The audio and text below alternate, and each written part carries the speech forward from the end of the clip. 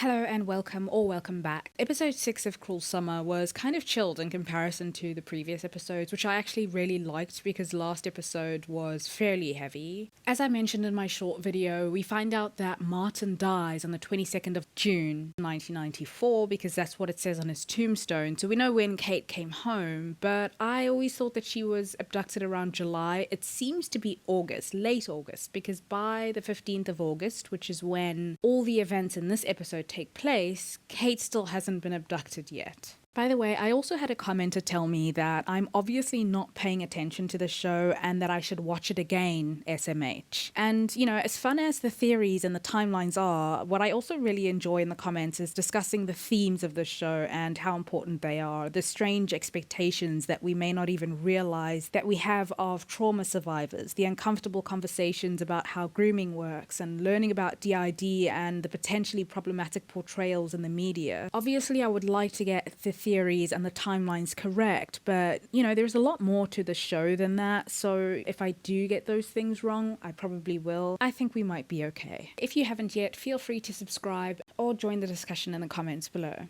So it's 1993 and Vince, Mallory and Jeanette are still ticking things off their list, and the next thing on their list is for them to steal something, and they decide to steal some clothes at the mall. Jeanette and Mallory are quite successful in stealing the clothes, but Vince decides to steal a CD and the alarm goes off. Jeanette takes the fall for him. In the office of the mall, or mall jail if you will, is where she meets Jamie, and he's fascinated by the idea that she might be a secret troublemaker. So while Jeanette and Mallory are busy stealing the clothes in the changing rooms, they see Martin, who comes into the store, and Tennille's mother, who works there. And Tennille's mother is flirting with Martin, and she asks him out on a date. And he says that he shouldn't really hang out with students' parents, but he agrees. Jeanette ends up going to Martin's house, sneaking in, and it just so happens to be the same evening that he has this date with Tennille's mom. As they come into the house, she has to hide in the closet, but of course she's eavesdropping, so she sees Tennille's mom come onto Martin, and Martin doesn't seem so keen, and she also overhears Tennille's mom talking about child support. Eventually, Tennille's mother finds her in the closet, and they promise each other that they won't tell anybody, and Tennille's mom lets her escape. In 1994, Jeanette's mother goes through her things and finds a key, and she gets a feeling that this might be to Martin's house. She asks Jeanette if Jeanette's ever been into Martin's house, and Jeanette obviously says no. The mother is still suspicious though, so she tells Jeanette's father that Jeanette is lying, and she just knows it, and the father doesn't believe it. At this point, the parents are having issues anyway because of all the rumors of Jeanette having seen Kate in the basement. The mother eventually decides to go and live with her sister because she's feeling kind of alone in that the father is not giving her any support or believing her. We do see eventually though that the father does use the key to get into the house, and it's interesting because he still covers for her after this. I guess in a way this isn't surprising because they always seem to have a close and rather honest relationship with each other. I mean, he's known Jeanette to be a good kid. She even took the fall for Vince, so I can see why he would still want to give her the benefit of the doubt. In 1995, we learn that Tennille's mother is going to be deposed, and that this could be detrimental to the case because she seems to have some damning information on Jeanette. Jeanette goes to Tennille's mother and threatens to out her about her childcare fraud, and so Tennille's mother ends up telling the lawyers that she has no reason to believe that Jeanette is lying. Tennille's mother also goes onto national TV for an interview and mischaracterizes her dealings with Martin. Well, she lies. She says that Martin came onto her pretty forcefully, and sure, it's pretty attention-seeking and it's kind of unnecessary, but I don't really have an issue with people lying about Martin, so. By the way, Jeanette's brother was also featured in this episode quite a bit, and I'm not complaining, but he just kind of seems like he's